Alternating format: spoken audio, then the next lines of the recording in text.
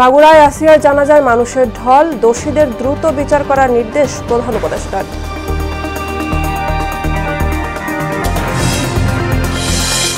নির্বিঘ্ন ঈদযাত্রা ট্রেনের আগাম টিকিট বিক্রি শুরু, 7 দিনের আন্তনগর টিকিট শতভাগ মিলবে অনলাইনে। রোহিঙ্গাদের বরাদ্দ অর্ধেক কমানোয় খাদ্য সংকট ও আইন শৃঙ্খলার অবনতির আশঙ্কা, আরকান সেফ জোনে ফিরতে সহায়তা চান নেতারা। এবং 1 মাস ধরে বন্ধ চুয়াডাঙ্গা সদর হাসপাতালের অপারেশন কার্যক্রম, অ্যানেস্থেশিয়া কনসালটেন্ট না থাকায় এই অবস্থা, বিপাকে ভর্তি রোগীরা।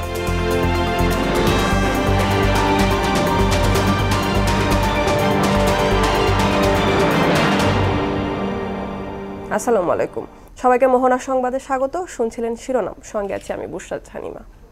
এবারে বিস্তারিত। মাগুরায় জানাজা শেষে চিরনিদ্রায় শায়িত করা হলো কোটি মানুষের আবেগ শিশু আসিয়াকে। এর আগে সবাইকে কাঁদিয়ে না ফেরার দেশে চলে যায় মাগুরায় নির্যাতনের শিকার শিশুটি। বৃহস্পতিবার দুপুরে সম্মিলিত সামরিক হাসপাতালে মারা যায় সে। এতে গভীর শোক জানিয়ে দোষীদের দ্রুত বিচারের আওতায় আনার নির্দেশ দিয়েছেন প্রধান উপদেষ্টা প্রফেসর মোহাম্মদ ইউনূস। আইন উপদেষ্টা আসিফ নজরুল জানান, 7 দিনের মধ্যে মাগুরায় শিশু নিপীড়নের বিচার শুরু হবে। বিস্তারিত জানাচ্ছেন শামীমুজ্জামান চৌধুরী। গেল বৃহস্পতিবার মাগুরায় বোনের বাড়িতে বেড়াতে গিয়ে নির্মম নির্যাতনের শিকার হয় 8 বছরের এক শিশু। সেই ঘটনা সহ নারীর প্রতি সহিংসতার প্রতিবাদে উত্তাল হয়ে ওঠে পুরো বাংলাদেশ। বিক্ষোভ সহ নানা কর্মসূচি পালন করে সব শ্রেণী পেশার মানুষ। মাগুরার হাসপাতাল ও ঢাকা মেডিকেল কলেজে চিকিৎসা শেষে নির্যাতিত শিশুটিকে ভর্তি করা হয় ঢাকার সিএমএইচে। সেখানেও 6 দিনের যুদ্ধ। অবশেষে বৃহস্পতিবার দুপুরে না ফেরার দেশে চলে গেল সেই শিশুটি। এক বিবৃতিতে তার মৃত্যুর খবর নিশ্চিত করেছে আইএসপিআর। শোক জানায় বাংলাদেশ সেনাবাহিনী। শিশুটির মৃত্যুতে গভীর শোক জানিয়েছেন প্রধান উপদেষ্টা ডক্টর মোহাম্মদ ইউনূস। শোক বার্তায় আসামিদের দ্রুত বিচারের আওতায় আনার নির্দেশ দেন তিনি। এদিকে সচিবালয়ে এক সংবাদ সম্মেলনে আইন উপদেষ্টা আসিফ নজরুল বলেন, এই ঘটনায় 7 দিনের মধ্যেই বিচার কাজ শুরু হবে। 7 দিনের মধ্যে ইনশাআল্লাহ যদি আমরা বিচার কাজ শুরু করতে পারি, আমাদের বিচারক ওনারা সর্বোচ্চ দ্রুততার সাথে ন্যায় বিচার নিশ্চিত করে এই বিচার করতে পারবেন। কারণ এখানে এত পারিপার্শ্বিক এত সাক্ষ্য রয়েছে, ডিএনএ টেস্ট পাওয়া যাবে, তারপর হচ্ছে পোস্টমর্টেম রিপোর্ট পাওয়া যাবে। ফলে আমরা আশা করছি খুব দ্রুততম সময়ে এই মামলার বিচার হবে। নারী ও শিশু নির্যাতন প্রতিরোধে সংশোধিত নতুন আইনের অধ্যাদেশ আগামী রবিবার প্রণয়ন করা হবে। শিশু ও বলাৎকার বিষয়ে গঠন করা হবে বিশেষ ট্রাইব্যুনাল। নারী ও শিশু নির্যাতন দমন আইনের অধীনে শুধুমাত্র শিশু ধর্ষণ ও বলাৎকারের ঘটনাগুলো দ্রুত উপযুক্ত বিচার নিশ্চিত করার জন্য আমরা স্পেশাল ট্রাইব্যুনাল গঠন করতে যাচ্ছি। এ সময় দেশে 5 আগস্ট পরবর্তী সময়ে অনেক পর্নোগ্রাফি ওয়েবসাইট খোলা হয়েছে বলে জানান উপদেষ্টা। শিগগিরই বন্ধ করা হবে এসব ওয়েবসাইট। সবাই সর্বোচ্চ দায়িত্ববোধ থেকে কাজ করবে দেখে। শামীমুজ্জামান চৌধুরী, মোহনা সংবাদ, ঢাকা। পবিত্র ঈদ উল ফিতর উপলক্ষে ঘরমুখে মানুষের যাতায়াত নির্বিঘ্ন করতে ট্রেনের আসনের অগ্রিম টিকিট বিক্রি শুরু হয়েছে আজ। সকাল 8টা থেকে টিকিটগুলো অনলাইনে বিক্রি হয়েছে। এ সময় পাওয়া যাবে রেলওয়ের পশ্চিমাঞ্চলের আন্তনগর ট্রেনের টিকিট। অন্যদিকে দুপুর 2টায় বিক্রি শুরু হবে পূর্বাঞ্চলের আন্তনগর ট্রেনগুলোর টিকিট। বরাবরের মতো এবারও আন্তনগর টিকিটের 7 দিনের অগ্রিম টিকিট বিশেষ ব্যবস্থায় বিক্রি করা হবে। যাত্রীদের সুবিধার্থে শতভাগ টিকিট অনলাইনে বিক্রি করা হবে।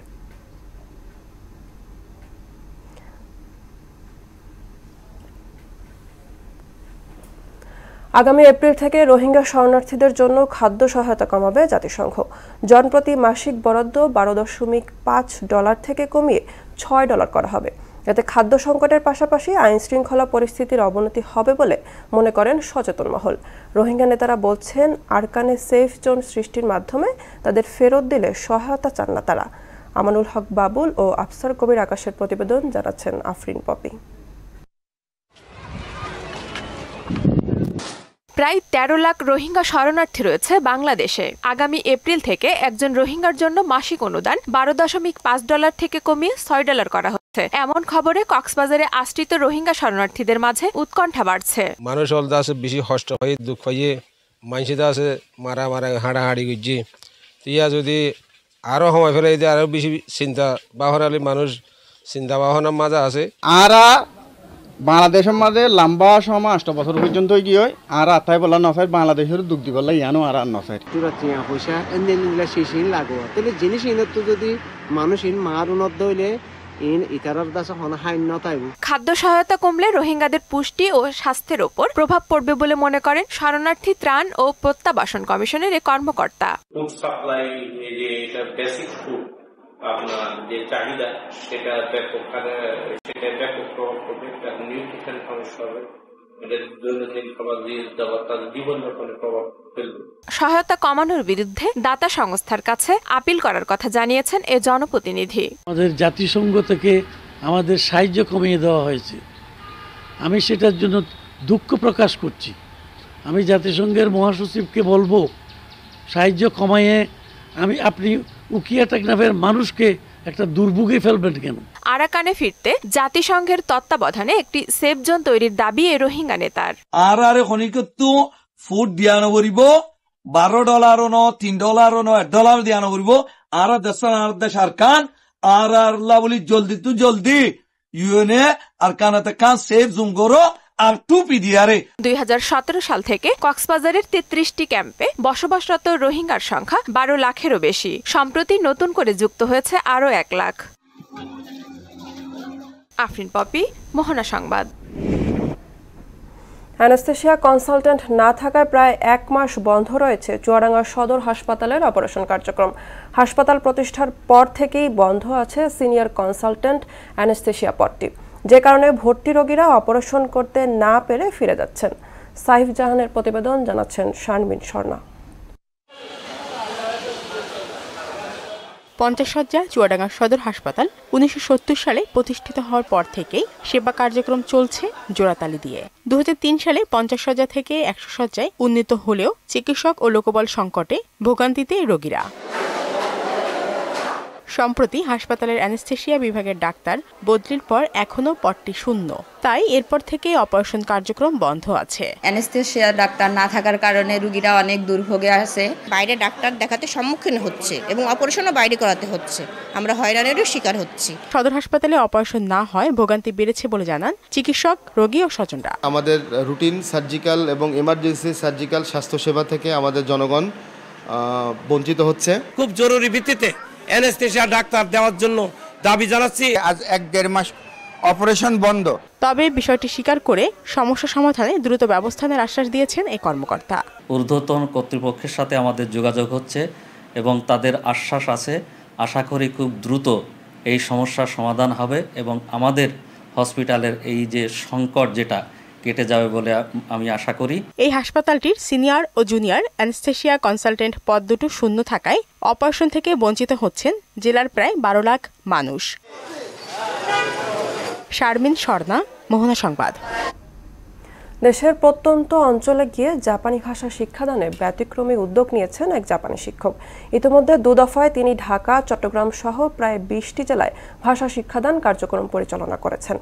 একজন জাপানির কাছ থেকে সরাসরি ভাষা শিখতে পেরে উচ্ছ্বাসিত প্রত্যন্ত অঞ্চলের শিক্ষার্থীরা। আরও বিস্তারিত জানাচ্ছেন মাহবুব হাসান রিপন।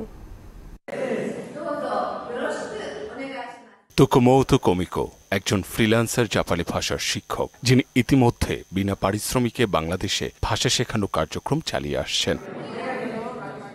জাপানি ভাষা শিখতে আগ্রহী শিক্ষার্থীদের ক্লাস নিতে তিনি ছুটে যান দেশের প্রত্যন্ত অঞ্চলে। একজন জাপানিজের কাছ থেকে সরাসরি ভাষা শিখতে পেরে উপকৃত হচ্ছেন শিক্ষার্থীরাও। ইতিমধ্যে 2 দফায় কোমিকো ঢাকা, চট্টগ্রাম, রাজশাহী, রংপুর সহ প্রায় 20টি জেলায় ভাষা শিক্ষাদান কার্যক্রম পরিচালনা করেছেন বলে জানান তার শিক্ষার্থী ও ভলেন্টিয়ার গাইড আব্দুর রহমান। বাংলাদেশে প্রায় ঢাকার বাইরে অনেকগুলো শহর ঘুরেছি, অনেকগুলো শহরে আমরা ক্লাস নিতে সক্ষম হয়েছি। এর মধ্যে হচ্ছে গিয়ে আমরা রংপুরে গিয়েছিলাম, রংপুর, নীলফামারী, চট্টগ্রাম, গাইবান্ধা, রাজশাহী, যশোর, কুষ্টিয়া, ঝিনাইদহ সহকারে আমরা প্রায় বাংলাদেশের বাইরে, ঢাকার বাইরে 18টা শহর আমরা ক্লাস নিতে সক্ষম হয়েছে। বাংলাদেশকে বেছে নেওয়ার প্রসঙ্গে দেশের মানুষের সদয় আন্তরিকতার প্রশংসা করে কোমিকো জানান, এ দেশের মানুষগুলো আন্তরিক ও সদয়, এখন পর্যন্ত আমি অনলাইনে 2000 বাংলাদেশি ছাত্রছাত্রীকে জাপানি ভাষা শিখিয়েছি। ওদের আগ্রহ বাংলাদেশের প্রত্যন্ত অঞ্চলে গিয়ে ভাষা শিক্ষাদান চালিয়ে যেতে আমাকে উৎসাহিত করেছে।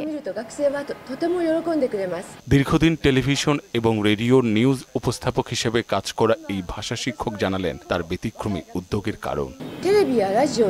আমার রেডিও টেলিভিশনে কাজ করার দীর্ঘদিনের অভিজ্ঞতাগুলি কাজে লাগিয়ে সঠিক জাপানি উচ্চারণ এবং সুন্দর ভাষা বিশ্বের ছাত্রদের শেখাতে আমি স্বেচ্ছাসেবক হিসেবে ক্লাস পরিচালনা করছি। আমার ক্লাস সম্পূর্ণ ফ্রি, যেখানে অসচ্ছল শিক্ষার্থীরা উপকৃত হবে। জাপানি ভাষা সারা বিশ্বে ছড়িয়ে দিতে পারার আনন্দে উচ্ছ্বসিত কমিকো কৃতজ্ঞতা জানালেন তার শিক্ষার্থী আব্দুর রহমানের প্রতিও। আব্দুর রহমান আমার ছাত্র, তার প্রতি বিশেষ কৃতজ্ঞতা। গাইড হিসেবে সে আমাকে সহযোগিতা না করলে আমি কখনো এতগুলো স্কুলে যেতে পারতাম না। বাংলাদেশি শিক্ষার্থীদের নিয়ে দারুণ আশাবাদী এই শিক্ষক জানান, এটা শুধু শিক্ষাদানের বিষয় নয়, এই অভিজ্ঞতা তাদের জীবনকে নতুন দিগন্তের সূচনা করবে। মাহবুব হাসান, রিপন, মোহনা সংবাদ, ঢাকা। পবিত্র ঈদ উল ফিতর উপলক্ষে ঘরমুখে মানুষের যাতায়াত নির্বিঘ্ন করতে ট্রেনের আসরের অগ্রিম টিকিট বিক্রি শুরু হয়েছে আজ সকাল 8টা থেকে। টিকিটগুলো অনলাইনে বিক্রি হয়েছে। এ নিয়ে আরও জানাতে কমলাপুর রেল স্টেশন থেকে আমাদের সাথে যুক্ত হচ্ছেন মাহবুব হাসান রিপন। রিপন, ট্রেনে ঈদযাত্রার অগ্রিম টিকিট বিক্রি নিয়ে আপনার কাছে কি তথ্য আছে, আমাদের একটু বিস্তারিত বলবেন।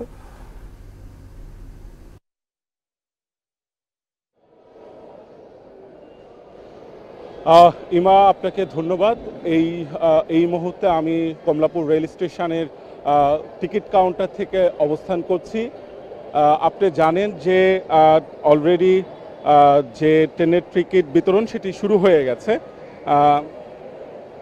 এবং যদি আমরা আপনাকে বলি তাহলে সেটি হচ্ছে যে আজকে 14 মার্চ এবং আজকে 24 মার্চের টিকিট বিতরণ হচ্ছে এবং শতভাগ টিকিট অনলাইনে বিক্রি করা হবে, এই সিদ্ধান্তটি নিয়েছে। এবং রেলের পশ্চিমা অঞ্চলের টিকিট অর্থাৎ রাজশাহী, রংপুর ও খুলনা বিভাগের টিকিট সকাল 8টা থেকে বিক্রি করা শুরু হয়ে গেছে এবং পূর্বাঞ্চলের টিকিট ঢাকা, চট্টগ্রাম ও সিলেট বিভাগের টিকিট দুপুর 2টা থেকে বিক্রি করা শুরু হবে। আজকে কিন্তু 24 মার্চের টিকিট দেওয়া হচ্ছে, 15 মার্চের টিকিট, 25 মার্চের টিকিট 15 মার্চ দেওয়া হবে, 26 মার্চের টিকিট 16 মার্চ, 27 মার্চের টিকিট এবং 28 মার্চের টিকিট 17 এবং 18 মার্চ দেওয়া হবে, 29 এবং 30 মার্চের টিকিট পাওয়া যাবে 19 এবং 20 মার্চ। আপনি জানেন যে ফিরতির টিকিট বিতরণ শুরু হবে 24 মার্চ থেকে, অর্থাৎ ফিরতির টিকিট বিতরণের ক্ষেত্রে 3 এপ্রিলের টিকিট বিতরণ সেটি কিন্তু 24 মার্চ পাওয়া যাবে এবং 4 এপ্রিলের টিকিট 25 মার্চ পাওয়া যাবে, 5 এপ্রিলের টিকিট 26 মার্চ পাওয়া যাবে এবং 6, 7, 8 এপ্রিলের টিকিট কিন্তু ক্রমান্বয়ে 27, 28 এবং 29 মার্চ পাওয়া যাবে। রেলের টিকিট বিতরণের ক্ষেত্রে আমরা বিগত সময়গুলোতে যেটি দেখেছি যে এক ধরনের হ্যাসেল দেখেছি এবং টিকিট কাউন্টারগুলোতে উপচে পড়া ভিড় দেখেছি, কিন্তু শতভাগ অনলাইনে রেলের টিকিট বিতরণের ক্ষেত্রে আমরা কিন্তু সেই ধরনের উপচে পড়া ভিড় কিন্তু কাউন্টারগুলোতে দেখছি না। যে সকল যাত্রীরা আজকে যাতায়াত করবেন তারাই কিন্তু স্ট্যান্ডিং টিকিট নেওয়ার জন্য কাউন্টারে ভিড় করছে, সেইভাবে কিন্তু আমরা ভিড় দেখছি না। কাজে এই প্রক্রিয়াটি শতভাগ অনলাইন হওয়ার কারণে মানুষের যে দুর্ভোগ, সেই দুর্ভোগটা কিন্তু অনেকখানি কমেছে, সেটি কিন্তু এখানকার যারা রয়েছেন তারা কিন্তু বলছেন। কমলাপুর রেল স্টেশন থেকে এই ছিল আমার কাছে সর্বশেষ। ইমা। রিপন, আপনাকে ধন্যবাদ। এবারে দেশের বাইরের খবর। ইউক্রেনকে হটিয়ে তুরস্কের সবচেয়ে বড় শহর নিয়ন্ত্রণে নেওয়ার দাবি করেছে রাশিয়া। এর আগে ইউক্রেন সংকট সমাধানে যুক্তরাষ্ট্রের কাছে শর্তের তালিকা উপস্থাপন করে মস্কো। অন্যদিকে নাসার শীর্ষ বিজ্ঞানী সহ 23 জনকে চাকরিচ্যুত করেছে ট্রাম্প প্রশাসন। ইশতিয়াক হোসেনের ডেস্ক রিপোর্ট। রাশিয়ার হামলার মুখে ইউক্রেনের সীমান্তবর্তী কুরস্ক অঞ্চলের সুজ্জা শহরের নিয়ন্ত্রণের দাবি করেছে মস্কো। বৃহস্পতিবার এক বিবৃতিতে রাশিয়ার প্রতিরক্ষা মন্ত্রণালয় এ তথ্য জানিয়েছে। গত বছরের আগস্ট মাসে হঠাৎ হামলা চালিয়ে রাশিয়ার কুরস্ক অঞ্চল দখল করে ইউক্রেন। ইউক্রেন যুদ্ধের অবসান এবং ওয়াশিংটনের সঙ্গে সম্পর্ক পুনর্গঠনের শর্ত হিসেবে যুক্তরাষ্ট্রের কাছে এক তালিকা উপস্থাপন করেছে রাশিয়া। এর আগে আমেরিকার মধ্যস্থতায় রাশিয়ার সঙ্গে 30 দিনের যুদ্ধবিরতিতে যেতে সম্মতি দেয় ইউক্রেন। এতে রাজি না হলে রাশিয়ার উপর অর্থনৈতিক অবরোধ আরোপের হুমকি দেন মার্কিন প্রেসিডেন্ট ডোনাল্ড ট্রাম্প। এইদিকে যুক্তরাষ্ট্রের মহাকাশ গবেষণা সংস্থা national Aeronautics and space administration নাসার শীর্ষ বিজ্ঞানী ক্যাথরিন কেলভিন সহ মোট 23 কর্মকর্তা কর্মচারীকে চাকরিচ্যুত করেছে ট্রাম্প প্রশাসন। এক প্রতিবেদনে তথ্য জানিয়েছে এএফপি। অন্যদিকে সিরিয়ায় চলমান রাজনৈতিক পরিবর্তনের প্রেক্ষাপটে দেশটির উপর আরোপিত বেশ কিছু নিষেধাজ্ঞা শিথিল করার ঘোষণা দিয়েছে কানাডা। সাবেক সিরীয় প্রেসিডেন্ট বাশার আল আসাদের শাসনের বিরুদ্ধে কানাডা সহ বেশ কিছু পশ্চিমা দেশ এই ধরনের নিষেধাজ্ঞা আরোপ করেছিল। ইশতিয়াক হোসেন, মোহনা সংবাদ। এবারে খেলার খবর cricket. Dhaka premier division cricket লিগে নিজেদের চতুর্থ ম্যাচও জয়ের দেখা পেল না রূপগঞ্জ টাইগার্স। মিরপুরে গুলশান ক্লাবের কাছে 6 উইকেটে হেরেছে তারা। টস জিতে রূপগঞ্জকে ব্যাট করতে পাঠায় গুলশান ক্লাব। 9 উইকেটে 228 রান সংগ্রহ করে রূপগঞ্জ। এরপর ব্যাট করতে নেমে 19 বল বাকি থাকতে জিতে যায় গুলশান। এদিকে বিকেএসপিতে ধানমন্ডি ক্লাবকে 5 উইকেটে হারিয়েছে অগ্রণী ব্যাংক ক্লাব। টস হেরে ব্যাট করতে নেমে 115 রানে গুটিয়ে যায় ধানমন্ডি। জবাবে ব্যাট করতে নেমে 38 ওভার 5 বলে জয়ে পৌঁছে যায় অগ্রণী। বিকেএসপির জন্য মাঠে শাইনপুকুরের বিপক্ষে 8 উইকেটে জয় পেয়েছে গাজী গ্রুপ। দর্শক, এ পর্যায়ে সবাইকে আমন্ত্রণ জানাচ্ছি সংবাদপত্রের পর্যালোচনা ভিত্তিক পত্রিকার চোখে দেশ অনুষ্ঠানে।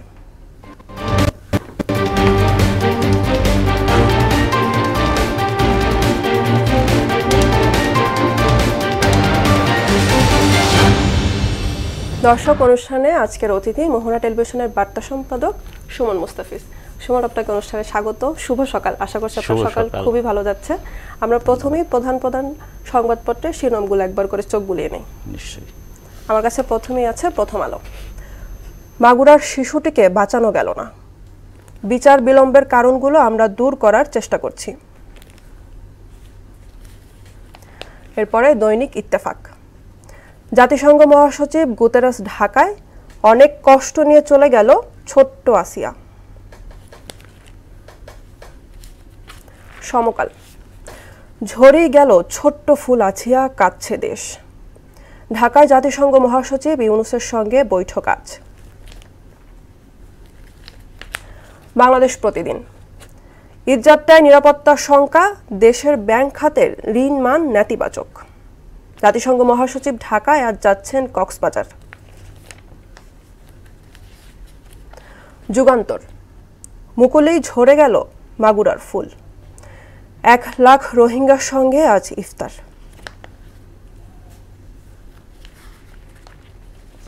বণিক বার্তা। চীনের বড় আর্থিক সমর্থন নিয়ে আশা ও সংশয় দুই থাকছে। দূষণে পানির অক্সিজেন কমছে মেঘনায়, বারবার মরে ভেসে উঠছে মাছ ও জলজ প্রাণী। The Daily Star. Nation engulfed by grief and anger. Over 5,600 children raped in 10 years. Suman, আমরা সব পত্রিকাগুলোর প্রধান শিরোনামই ছিল মাগুরার যে শিশু আসিয়াকে নিয়ে। দীর্ঘ সংগ্রামের পর সে কাল মারা গেল। এ নিয়ে দেশের সবাই খুবই হতাশা এবং খুবই শোক প্রকাশ করছে। খুব স্বাভাবিক। হ্যাঁ, আবার আইনমন্ত্রী হচ্ছে আসিফ নজরুল বলেছেন 7 দিনের মধ্যেই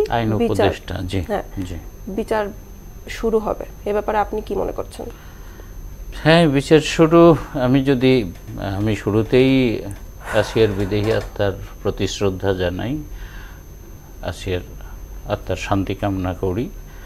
আর আমি মনে করি যে আসিয়া একটি প্রতিবাদের বোমা, সে বোমা ফাটিয়ে বিস্ফোরণ ঘটিয়ে চলে গেল, অকালে ঝরে গেল। যেমন একটি শিরোনাম আপনি পড়ছিলেন যে অকালেই ঝরে গেল মাগুরার ফুল বা কিছু একটা। আসলেই তাই। আমাদের সমাজকে, বিশেষ করে পাষণ্ড পুরুষ সমাজকে, আমি লজ্জিত পুরুষ হিসেবে আমি গতকালও বলছি কথাটি, তো যে শিক্ষাটা দিয়ে গেল, চোখে আঙুল দিয়ে যেটা বুঝিয়ে দিয়ে গেল, মৃত্যুর সঙ্গে সম্ভবত 9 দিন টানা 9 দিন যুদ্ধ করেছে ছোট্ট শিশুটি। তো পাষণ্ড পুরুষদেরকে ও যে বার্তা দিয়ে গেল, আশা করি সেই বার্তা কাজে লাগিয়ে আমরা সমাজ বদলাবো।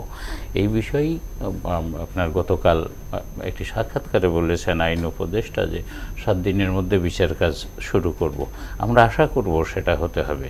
আসিয়ার এই নির্যাতনের শিকার হয়ে চলে যাওয়া, অকালে মরে যাওয়া, এটি নিয়ে আমার ভালো লাগছে যে আমার মনে হয় সব অবস্থা দেখে আমার মনে হয়েছে যে সমাজকে একটা নাড়া দিতে পেরেছে।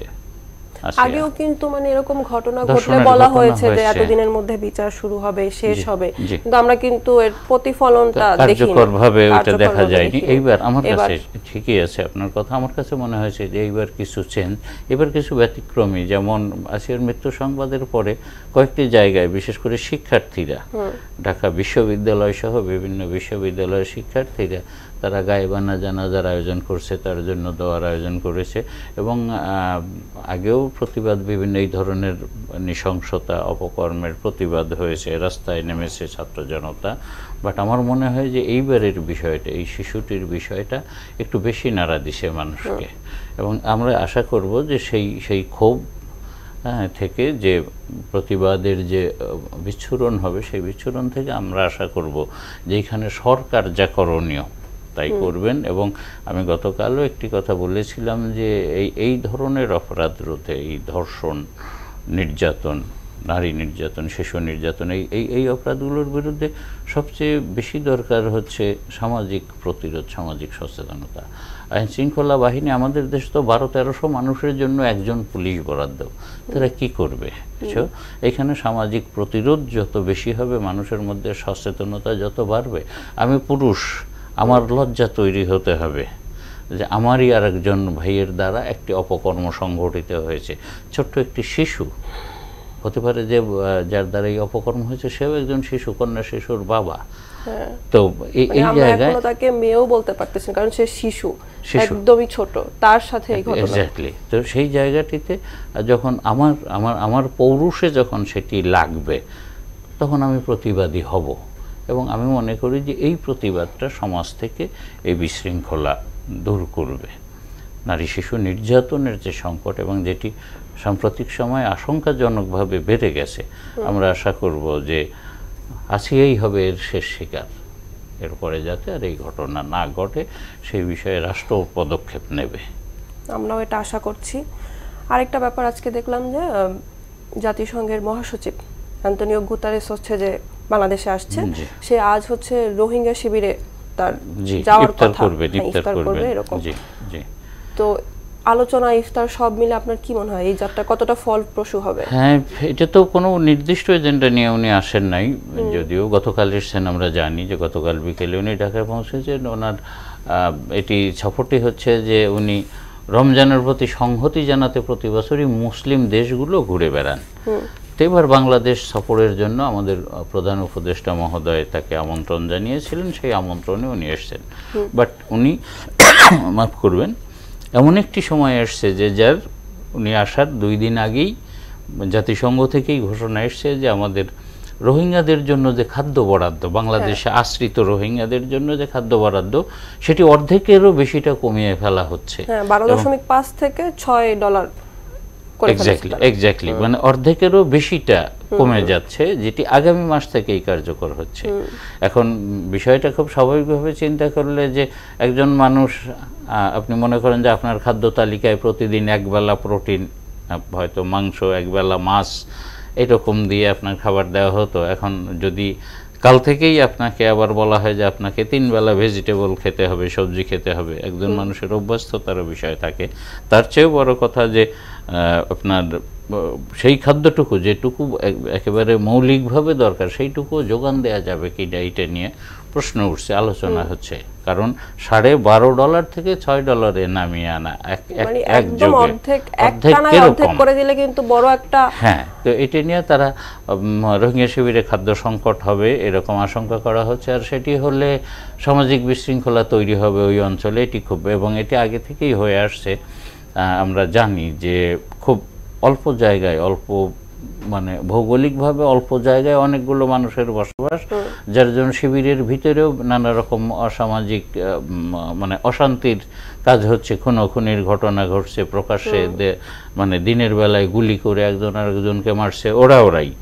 তো এইটা যখন পেটে ভাত না থাকবে মানুষের, তখন নতুন করে আরেকটি মানে মানসিকতা তৈরি হবে, যেটি মানে আমাদেরকে প্রভাবিত বা ওইখানকার বাসিন্দারা যার মানে শিকার হবেন এরকম একটা আশঙ্কা করা যাচ্ছে। তো সেই পরিস্থিতিতে মহাসচিবের সফর আমরা এটা ধরতেই পারি যে আমাদেরকে একটু হলেও আশার আলো দেখাচ্ছে। হ্যাঁ, উনি যখন আজকে ইফতার করবেন 1 লাখ রোহিঙ্গার সঙ্গে, উনি প্রধান উপদেষ্টা সহ ইফতার করবেন জাতিসংঘ মহাসচিব। তা আমরা সেখান থেকে আমি মনে করি যে উনি যদি একেবারে সরজমিন সব কিছু দেখবেন, জানবেন, এবং আমরা সেই থেকে আশা করব যে উনি এই খাদ্য বরাদ্দের যে পরিমাণটা কমিয়ে আনা হয়েছে এ বিষয়টা উনি পুনর্বিবেচনা করবেন রোহিঙ্গাদের স্বার্থে, আমাদের স্বার্থে, আমাদের সামাজিক শৃঙ্খলার স্বার্থে এটি পুনর্বিবেচনা করবেন, এটা আমরা আশা করব। আপনাকে অনেক ধন্যবাদ আমাদের সাথে যুক্ত হওয়ার জন্য। আপনার সাথে আবার কথা হবে অবশ্যই। শেষ করব মহড়া সংবাদ, যাবার আগে শিরোনামগুলো আরো একবার।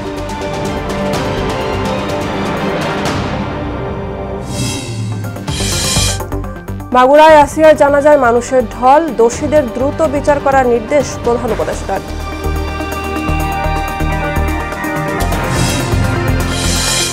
নির্বিঘ্ন ঈদযাত্রা ট্রেনের আগাম টিকিট বিক্রি শুরু, 7 দিনের আন্তনগর টিকিট 100% মিলবে অনলাইনে।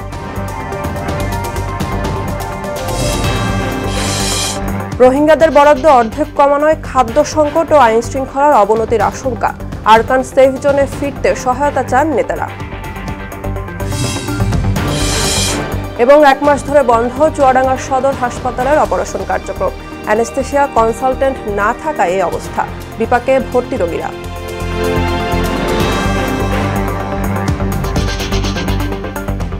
এই ছিল মহড়া সংবাদে।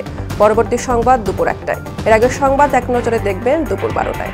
মোহনার সবশেষ খবর জানতে ভিজিট করুন www.mohana.tv। সংবাদ দেখতে পারেন ফেসবুক ও ইউটিউবে। এতক্ষণ সঙ্গে থাকার জন্য ধন্যবাদ সবাইকে।